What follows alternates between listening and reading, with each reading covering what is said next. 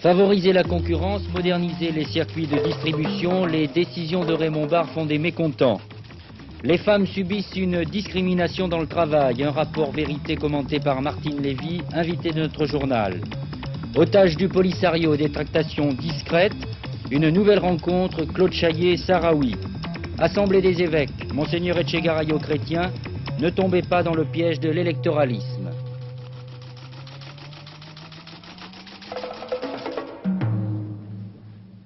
Mesdames, Messieurs, bonsoir. Hier soir, à cette même heure, vous entendiez le Premier ministre annoncer les décisions qu'avait prises le gouvernement pour enrayer la hausse des prix. Pas de mesures spectaculaires, il n'existe pas, hélas, de remède miracle contre l'inflation. Mais en revanche, toute une série de petites mesures concrètes qui vont surtout intéresser nos épouses. Et ce, dès lundi. C'est ce que nous avons l'habitude d'appeler maintenant le panier de la ménagère. De toutes ces mesures, la plus radicale, je crois, est certainement celle prise à l'encontre des pâtissiers, dont le gouvernement pense que leur marge bénéficiaire devenait un petit peu trop crémeuse depuis quelque temps. Et dans les vitrines, un article surtout est montré du doigt, le croissant. Ça me paraît, a priori, un peu une goutte d'eau dans la mer. Si les consommateurs ont accueilli avec un certain scepticisme le blocage des prix des pâtisseries annoncé par le Premier ministre, les boulangers et pâtissiers, quant à eux, s'interrogent. Un croissant, qu'est-ce que c'est? Il y a trois sortes de fabrication. Vous avez la fabrication boulanger, qui est une fabrication relativement entièrement à la margarine. Vous avez la fabrication au beurre, qui comporte 40% de margarine avec une composition différente selon les maisons qui peut varier du simple au double de margarine. Et comme chez nous, vous avez la fabrication pur beurre. Est-ce que tous les croissants fabriqués par les pâtissiers en France pèsent tous 80 grammes? Non, ça peut varier de 40 à 80 grammes. Car la difficulté du contrôle des prix de l'alimentation tient à ce que ces produits ne sont pas standardisés. On compte par exemple jusqu'à 22 types différents de croissants et cette classification reste elle-même arbitraire. À la vérité, il y a autant de croissants différents qu'il y a de boulangers et de pâtissiers. La gamme des réactions est très variable. Si du côté des ménagères, on estime ne pas avoir à se plaindre, vous pensez bien sûr que les commerçants ont un autre jugement sur les choses. Certains d'entre eux comprennent les mesures, je parle des grossistes ou du Centre national du commerce. D'autres, comme les chambres de commerce, émettent des réserves. D'autres, enfin, ne cachent pas leur franche hostilité. Et de tous, le plus virulent est à coup sûr Gérard Nicou. D'abord, de quel droit le Premier ministre, qui représente le pouvoir exécutif, intervient dans le législatif? De quel droit se permet-il de donner des ordres au ministre du Commerce, de l'Artisanat et de l'Industrie, lui demandant d'augmenter le nombre de grandes surfaces? C'est une ingérence intolérable. Je vais vous dire ce que M. Barre a fait. Il a déclaré la guerre aux commerçants pour remettre entre les mains des grandes surfaces les moyens de distribution et arriver à une monopolisation. C'est-à-dire que M. Barre fait comme M. Marché, mais à l'inverse. Au lieu de faire un collectivisme de gauche, il fait un collectivisme de droite. Et ça se fera tout cela avec la disparition du commerce traditionnel. Et je m'adresse là au Premier ministre, au chef du gouvernement et au gouvernement. On nous attaque, tous les journaux le disent, M. Barre déclare la guerre aux commerçants. Eh bien, je représente une partie du commerce et de l'artisanat, je me sens injurié, je réponds à M. Barre qui a dit qu'il venait à Lyon au charbon, attention au coup de grisou. Vous voyez, dans son langage habituel, le leader du Sidunati ne mâche pas ses mots. Alors, il nous a paru utile de nous retourner vers l'homme qui, en 1973, avait donné son nom à la fameuse loi qui avait essayé d'atténuer la concurrence en freinant le développement des supermarchés. Je veux parler de Jean Royer. Je crois que c'est une menace, il faut l'interpréter comme telle, d'étendre la concurrence et de forcer ainsi le petit commerce à limiter ses prix. Je crois que la loi, telle qu'elle est appliquée, suffit pour développer la concurrence normalement sans chercher de mesures exceptionnelles. L'ancien ministre du Commerce que vous êtes, que propose-t-il pour lutter contre la vie chère? Eh bien, il aurait une proposition claire et précise tout de suite. Il faut réunir à l'hôtel Matignon, en présence du Premier ministre et du ministre du Commerce et de l'Artisanat, l'ensemble des représentants des professionnels, producteurs de fruits, de légumes, de denrées alimentaires, grossistes, détaillants, les mettre devant leurs responsabilités, les considérer comme des interlocuteurs valables et leur demander une politique contractuelle. Je suis sûr que, premièrement, ils seront sensibles à la confiance qu'on leur porte et, deuxièmement, ils rechercheront cette politique de contrat qui permettrait de contenir à la fois les frais généraux, les marges et de les répartir sur tout le circuit de distribution raisonnablement. Concertation, politique contractuelle. Un sujet que n'a pas manqué d'aborder André Bergeron lors de son entretien ce matin avec Raymond Barre à l'hôtel Matignon. Et à sa sortie, le secrétaire général de Force ouvrière annonçait que le gouvernement avait accepté de prendre, dès le 1er décembre, des mesures pour relever le pouvoir d'achat de ceux qui sont encore au SMIC et des travailleurs manuels.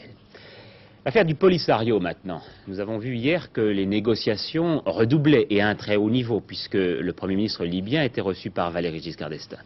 Pas de déclaration à la sortie, mais certains disent que la Libye proposerait ses bons offices dans la question sahraoui. Deuxième front de négociation, Alger maintenant, avec une nouvelle rencontre aujourd'hui entre Claude Chaillet, l'émissaire du gouvernement français, et les responsables du front Polisario. À Alger, ce soir, on peut dire que le suspense est total. Après une rencontre qui a duré 4 heures et plus de 4 heures hier soir, M. Chaillet, l'envoyé spécial du Quai d'Orsay, et M. Ould Salek, le ministre sahraoui de l'information, se sont de nouveau rencontrés cet après-midi à 17 h et au moment où je vous parle, leur conversation continue au siège de la représentation sahraoui. On a le sentiment ici que c'est une négociation extrêmement dure, extrêmement difficile qui vient de s'engager et dont on ne peut encore prévoir l'issue. Monsieur Chaillet nous disait ce matin, nous négocions au jour le jour et nous ne nous rencontrons le lendemain qu'après en avoir convenu la veille. Cela dit, il faut citer pour mémoire la déclaration faite à Stockholm par le secrétaire général adjoint du Front Polisario, M. Sayed, qui dit « Nous ne nourrissons pas de sentiments hostiles à l'égard de la France et nous savons qu'une fois indépendants, il nous faudra accepter des intérêts français sur notre territoire. » Déclaration reproduite dans le Moudjahid. Et c'est là la première fois qu'un Sahraoui n'attaque plus la France. C'est officiel maintenant, on s'y attendait depuis quelques jours. Le Conseil de sécurité des Nations Unies vient de décréter, il y a 2 heures, un embargo obligatoire sur la fourniture d'armes pour l'Afrique du Sud. Cela veut dire que Paris annulerait la livraison de bâtiments de guerre à Pretoria. Deuxième information en provenance des États-Unis, mais celle-là n'est qu'officieuse, Jimmy Carter envisagerait maintenant de ne commencer son voyage à l'étranger que par son voyage officiel en France. Cela veut dire qu'à cause de ses problèmes intérieurs, il annulerait ses premières escales au Venezuela, au Brésil et au Nigeria. Confirmation définitive mardi. Et puis le feuilleton hollandais, en une phrase, voilà maintenant que M. Job den Uyl renonce à former un gouvernement. Retour en France pour une réflexion sur cette vieille maxime, bien bafouée, à travail égal, salaire égal. Une loi a pourtant été votée il y a 5 ans pour que les salaires des femmes soient au même niveau que ceux des hommes, pour un travail de même valeur. On prévoyait même des mesures de contrôle et des sanctions possibles. Eh bien, aujourd'hui, l'inégalité subsiste. Les revenus annuels des femmes salariées sont encore en moyenne inférieurs d'1 tiers à ceux des hommes. Malgré des inégalités flagrantes, en 2 ans, seulement 18 plaintes ont été déposées. Une seule a abouti à un jugement dans un grand magasin de Montpellier. Là, pour une même qualification professionnelle, 68 vendeuses recevaient un salaire inférieur à celui des vendeurs. Le tribunal a condamné la direction, mais celle-ci s'est pourvue en cassation, donc l'affaire n'est pas encore réglée. À Paris, même type de discrimination dans un autre grand magasin. Mais quelles sont les femmes les plus touchées? On peut dire que ce sont la quasi-totalité du personnel féminin. Mais c'est beaucoup plus remarquable à la vente. Oui. Et de quel ordre sont les écarts de salaire? Les différences peuvent aller de 500, 800, voire 1000 francs par mois. Pour un même travail? Pour un même travail, pour une même qualification professionnelle. Nous avons demandé à l'inspection du travail d'intervenir auprès de la direction. Jusqu'à présent, rien n'a été fait. Notre organisation syndicale, la CGT, va donc saisir les tribunaux compétents pour faire appliquer la loi sur l'égalité des salaires féminins. Il n'y a pas pour ma part d'inégalité, il y a des écarts. On trouve des différences au niveau de la technicité des postes. Cela explique évidemment une partie des écarts rencontrés.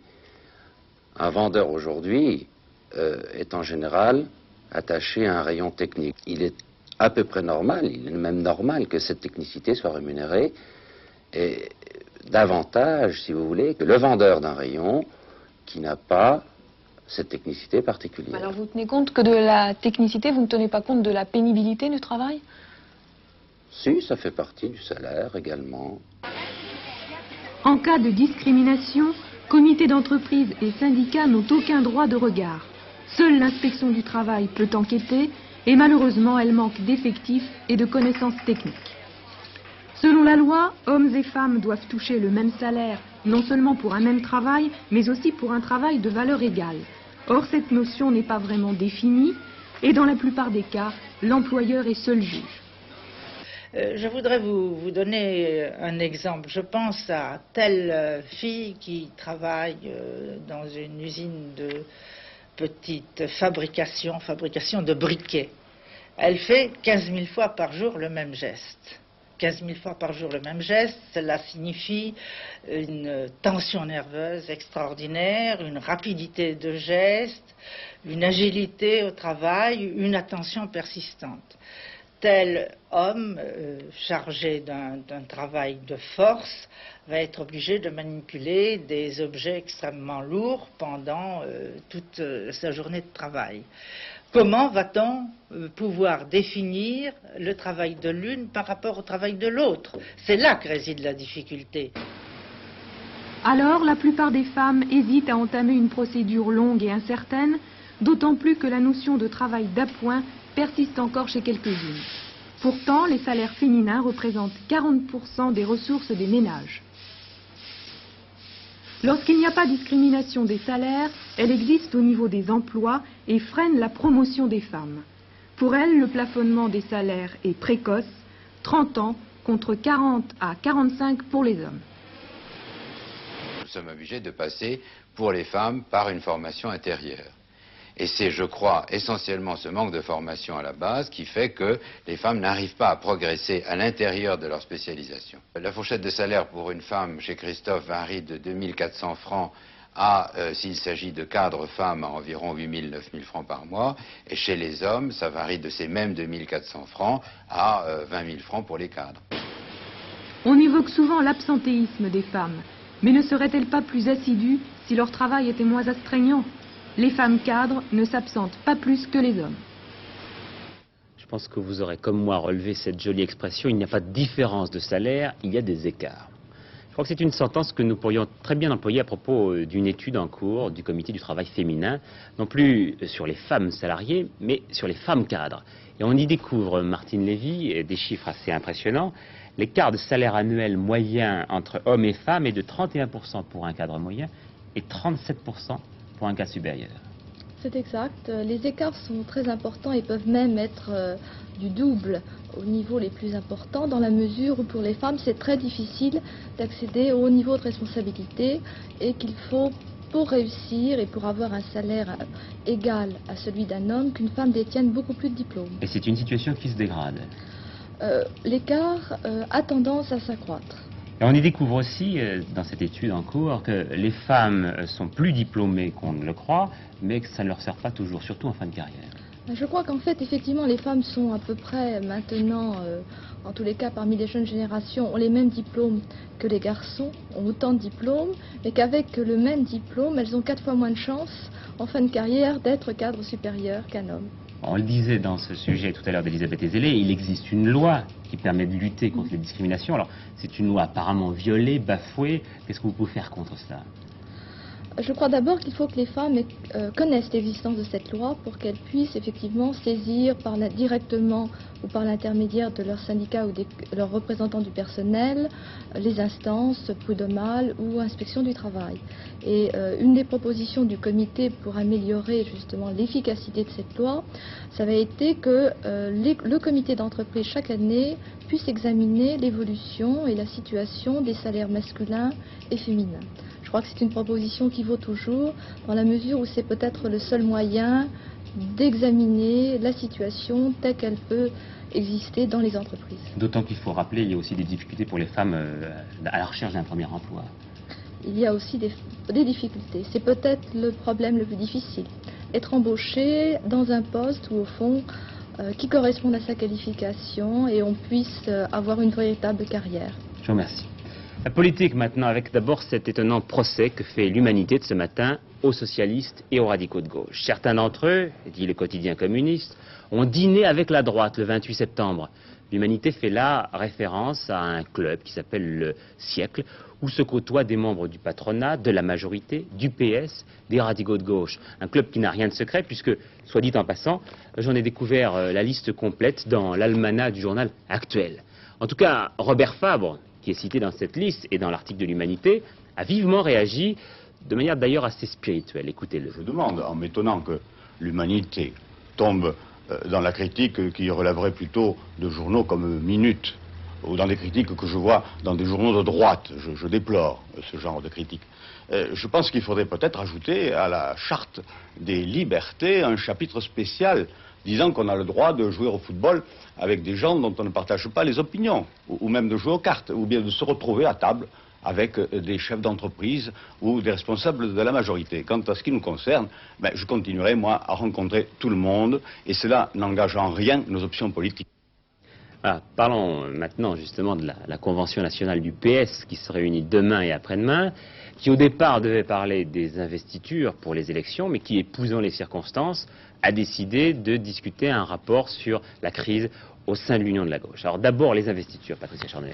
Eh bien, il y a d'abord un problème entre le Parti socialiste et les radicaux de gauche, puisque les amis de Robert Fabre soupçonnent aujourd'hui leurs alliés, c'est-à-dire les socialistes, de vouloir leur jouer un mauvais tour, et ils menacent de présenter des candidats partout. Et puis il y a un problème au sein même du PS. Oui, des difficultés existent, elles sont dues, je crois qu'il faut l'expliquer un petit peu, qu'au sein du Parti socialiste, les candidats à l'élection, avant même d'être désignés, doivent être désignés, si vous voulez, par les militants eux-mêmes. Or, il y a des problèmes dans un certain nombre de fédérations où des candidats mitterrandistes n'ont pas été désignés. À Nantes, par exemple, le maire socialiste de Nantes, Alain Chenard, n'a pas été désigné. Au profit d'un candidat CRS. Non, au profit, disons, d'un autre candidat mitterrandiste, mais on pensait que le notable, enfin, puisqu'il est maire de Nantes, Alain Chenard, allait être élu. Il y a un autre exemple particulier à Grenoble, où une jeune femme, cette fois-ci CRS, elle a été désignée contre le candidat officiel du Parti socialiste, qui était le candidat d'Hubert Dubedou. Il y a aussi un grave problème pour Jacques Attali à Paris, qui a été refusé par les militants du 14e. Bon, alors parlons maintenant de l'analyse du PS quant à cette crise-là. Oui, alors le fait nouveau aujourd'hui, c'est François Mitterrand et la direction du Parti socialiste qui ont rejeté les nouvelles propositions du CRS. Ces propositions, je vous le rappelle, concernent les nationalisations, les salaires et les revenus. Elles font un pas en direction des communistes. Oui, mais alors sur le fond, si vous voulez, ces propositions ne vont pas tellement plus loin que les décisions arrêtées par le Parti socialiste à la veille de la rupture du sommet de la gauche. Ce qui agace en réalité François Mitterrand, c'est la forme, c'est comme vous l'avez dit, le fait que ces propositions apparaissent comme un pas en avant vers le Parti communiste, et cela François Mitterrand ne veut pas entendre parler. Il veut que le Parti socialiste, enfin disons sur le plan de sa stratégie envers le Parti communiste, ne bronche pas, ne bouge pas. En attendant, il faudra donc attendre le mois de janvier,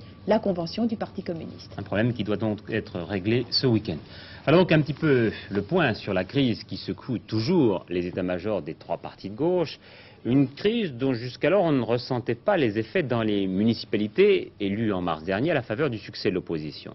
Et il est vrai que les désaccords entre les différents partenaires de la gauche sont encore rares, en tout cas pas très violents dans ces villes. Seulement il y a le cas de Reims, un cas plus compliqué qu'il n'y paraît, et c'est la raison pour laquelle Philippe Gassot et son équipe sont allés enquêter. Le torchon brûle entre les socialistes et les communistes, et les conseillers du PS ont décidé de porter le débat à un niveau public. Le différend majeur qui les oppose à leurs partenaires tourne autour du personnel de la mairie. Vous reprochez au maire de recruter du personnel communiste sans vous consulter. Ça c'est vrai. Nous le reprochons au maire et c'est inadmissible. Et il faut que le recrutement se fasse en liaison avec les adjoints concernés et après une analyse de toutes les candidatures dans les diverses commissions. Le maire prétend le contraire. Il y a quelqu'un parmi vous qui raconte des histoires, des contre-vérités. Alors, pour vous faire une opinion, voyez le secrétaire adjoint responsable du personnel, voyez les syndicats à la mairie, et nous pourrons également vous donner des preuves. On assure dans certains milieux que si vous avez décidé de taper sur la table, c'est que vous vous sentiez un peu envahi et que vous vouliez retrouver une identité vis-à-vis des électeurs. Est-ce que c'est vrai aussi ? L'identité du Parti socialiste est suffisamment marquée et je pense qu'il s'agit là d'une mauvaise plaisanterie. Et le problème, c'est celui d'une gestion indépendante et nous ne pouvons pas admettre que la municipalité soit au service d'un parti. Vous avez véritablement l'impression qu'on est en train de noyauter la mairie? C'est plus qu'une impression. Monsieur le maire, on vous reproche du côté socialiste de vouloir étendre votre hégémonie en faisant venir dans la municipalité des gens portant vos couleurs et qui noyauteraient en quelque sorte les services. Oui, ce sont de mauvais prétextes. Le recrutement du personnel se fait ici sur des bases parfaitement légales. Aucun poste nouveau n'est pourvu sans que la commission du personnel ait donné son accord sur une demande des services. Il n'y aura en matière de personnel aucune hégémonie, d'une part, et d'autre part, nous nous opposerons également à ce qu'il puisse y avoir une quelconque ségrégation pour des raisons politiques, quelles qu'elles soient. Quelle est votre interprétation de l'attitude des socialistes? Ah, je n'en ai pas. Je constate qu'ils se sont opposés sous de faux prétextes à ce budget municipal. Il a été voté. Notre tâche maintenant, c'est de l'appliquer, de le mettre en œuvre. Sans les socialistes? Les socialistes contribuent à la gestion municipale et nous gérerons avec eux. Côté communiste, on n'est pas décidé à jeter de l'huile sur le feu. On considère qu'il s'agit là d'un mouvement d'humeur qui n'a rien à voir avec les difficultés de la gauche, même si l'on égratigne un peu François Mitterrand au passage.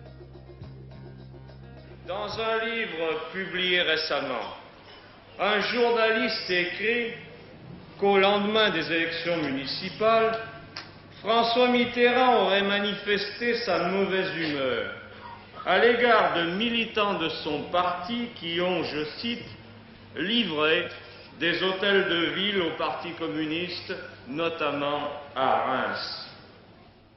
Le travail se poursuit tout de même dans la salle des conseillers. Communistes et socialistes ont un contrat à remplir vis-à-vis des électeurs et cela n'est pas oublié, même si on se parle maintenant à la troisième personne.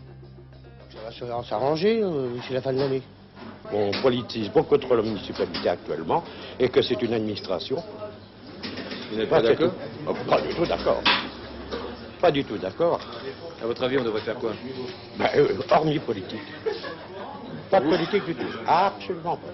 Oui, ça ne m'étonne pas du tout parce que socialistes et communistes ne peuvent pas être d'accord. C'est comme dans le gouvernement, c'est la même chose. Enfin, l'opposition du gouvernement, c'est la même chose. Les communistes déclarent donc ne pas comprendre l'attitude des socialistes. Le PS reproche au PC d'en faire trop. Dans la ville du Sacre, chacun semble tirer la couronne obtenue au municipal de son côté, mais personne ne veut porter le chapeau de la division.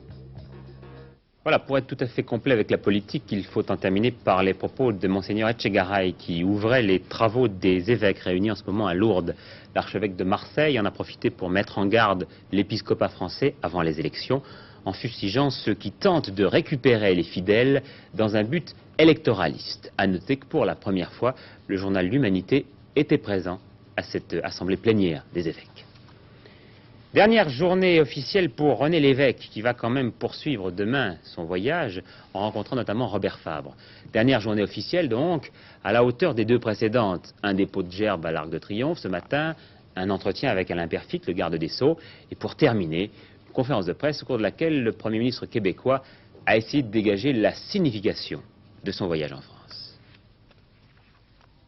C'était un voyage politique qui permettait de venir expliquer en France, c'est-à-dire à un grand pays qui, en soi, et surtout parce qu'il a été le premier à comprendre l'évolution du Québec, qui, en soi, était un objectif plus que suffisant, mais un grand pays qui, en même temps, nous permettait une résonance vers d'autres pays. Et par conséquent, d'expliquer d'une façon extraordinairement privilégiée l'évolution de notre peuple québécois tel que nous le voyons, et ce que le gouvernement, qui dans quelques jours aura 1 an, et qui représente tout de même une étape assez importante, je crois, dans cette évolution, espère, si les Québécois sont d'accord, éventuellement espère pour l'avenir. Et je crois que ça, c'était l'essentiel de l'objectif de ce voyage. Et puisque nous parlons du Canada, je voudrais vous confier une information en provenance d'Ottawa qui m'a vraiment impressionné. Figurez-vous que là-bas, on a découvert une nouvelle méthode pour endormir les loups, leur faire respirer un peu de parfum, et pas n'importe lequel, le numéro 5 de Chanel. C'est une dépêche tout à fait officielle. Alors messieurs, vous savez ce qu'il vous reste à faire. Attention désormais à ce piège à loups. Pendant que j'y suis, sachez que le fameux fût découvert pendant le week-end sur le marché de Meulan dans les Yvelines et que l'on croyait radioactif, eh bien ce fût-là est parfaitement inoffensif. Il ne contenait que du sable. On recherche maintenant l'auteur de la plaisanterie. Une dépêche que me tend à l'instant Lorraine Cuzin. On apprend que le curé d'une paroisse de Belfort vient d'être pris en otage par 3 hommes armés de couteaux. L'un de ces hommes réclame des nouvelles de sa femme et de sa fille qu'il n'a pas vues depuis 1 mois. À ce point du journal, je voudrais vous donner 2 rendez-vous avec l'actualité de demain. D'abord à 12h30, notre magazine Samedi et demi, animé par Louis Berriot, est consacré à la fortune des Français. Et puis deuxième rendez-vous, peu de temps après, à 14h10, dans l'émission de Jean Lanzy, Les Jeux du Stade, une enquête passionnante de Jean-Michel Leliot sur le sport à Cuba. Jean-Michel a passé plusieurs semaines là-bas au milieu d'une population qui, pour 1/3 d'entre elles, pratique le sport.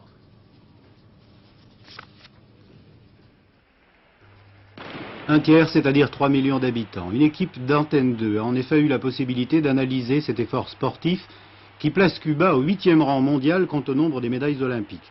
Les athlètes cubains sont montés 13 fois sur le podium à Montréal pour une population de 10 millions d'habitants, c'est-à-dire Paris et sa banlieue. Imaginez la France avec 65 médailles, dont 30 médailles d'or. Une politique sportive définie depuis 1961 par Fidel Castro, présent sur les stades, au milieu des champions qu'il connaît. Comment les athlètes d'État, Juan Torrena, Casañas, Léonard, Stevenson, peuvent-ils conjuguer études et entraînement?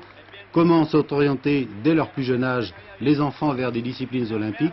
Et puis, pourquoi ce besoin de prouver la supériorité du système dans le contexte latino-américain? Bref, une autre façon de voir le sport, pour tous, à Cuba.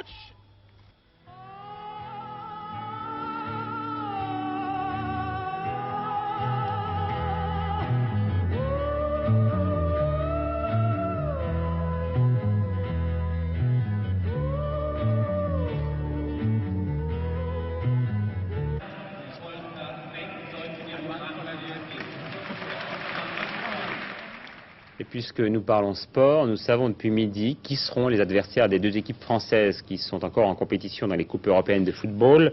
Lens sera opposé à l'équipe allemande de l'Est de Magdebourg, une équipe rugueuse, mais un avantage quand même, le match aller a lieu à Magdebourg. En revanche, Bastia joue son premier match chez lui contre Torino, à ne pas confondre avec la Juventus de Turin.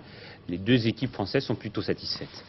Et c'est dans le football qu'Elton John, le célèbre chanteur de pop music, a décidé de se reconvertir désormais. Il a annoncé hier qu'il allait quitter la scène. Il n'a que 30 ans. Un petit mot pour vous dire qu'Antenne 2 a décidé de créer un prix, l'Antenne d'Or, à l'occasion du Festival international du cinéma de Paris, qui a commencé avant-hier. Un prix décerné par un jury de journalistes et dont nous vous annoncerons le choix en direct dans notre journal de 20h mardi. Et puis ce reportage qui nous a émus. Regardez bien David, un petit Américain de 6 ans. Il est né sans protection naturelle contre les différents virus. Depuis sa naissance, il vivait dans une cloche en plastique stérilisée.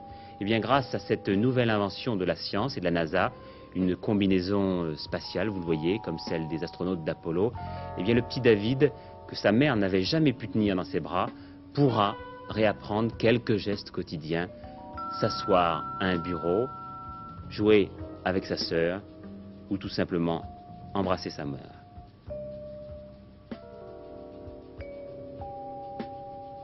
Voilà, c'est sur cette image très émouvante que je voudrais vous quitter, non sans vous avoir donné la météo, qui n'est pas très réjouissante pour demain. Sur la moitié nord du pays, il ne fera pas beaucoup de pluie. Sur les régions méridionales que vous voyez, en revanche, eh bien, un temps bien ensoleillé avec des températures assez élevées. Voilà, notre dernier journal est à 22h45 avec Patrick Lecoq. Et j'espère quant à moi vous retrouver nombreux lundi. Bonne soirée à tous et bonne fin de semaine.